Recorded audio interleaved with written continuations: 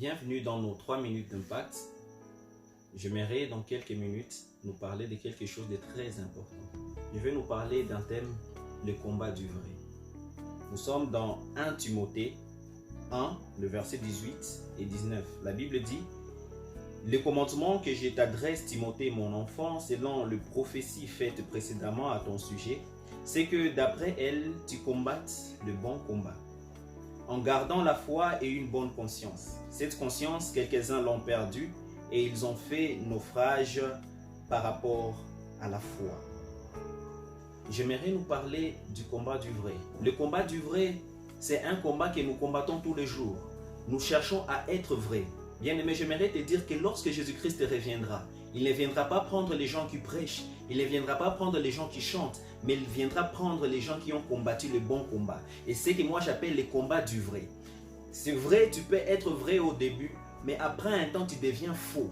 Et aujourd'hui, pendant que tu es en train de me suivre, j'aimerais te dire que les sujets qui doivent te pousser dans de retraite, c'est des sujets pour garder le vrai en toi. Car nombreux perdent le vrai, ils sont devenus faux.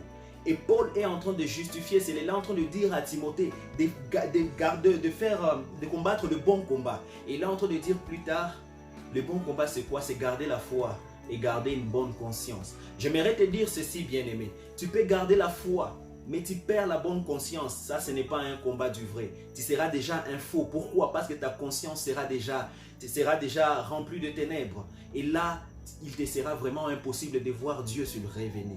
Et aujourd'hui, pendant que tu me suis, j'aimerais que tu puisses intérioriser ta vie. Est-ce que tu es toujours vrai? Est-ce que tu es la personne qu'on a connue il y a plusieurs années? Est-ce que tu es cette personne qui avait cette conscience éclairée? Cette personne qui craignait Dieu? Cette personne qui marchait dans la crainte de Dieu? Cette personne qui priait pour ressembler davantage à Jésus? J'aimerais te dire, bien-aimé, les temps que tu passes dans la présence de Dieu, 90% de ces temps, ça doit être beaucoup plus le temps de garder le vrai et de devenir davantage semblable à Christ. Car Jésus-Christ ne nous a pas prédestinés à être des prophètes. Il ne nous a pas prédestinés à être des apôtres, mais il nous a prédestinés à être semblables à Jésus. Donc le plus grand combat qu'on peut faire aujourd'hui, c'est le combat du vrai pour ressembler davantage à Jésus. J'aimerais te dire ceci, bien-aimé.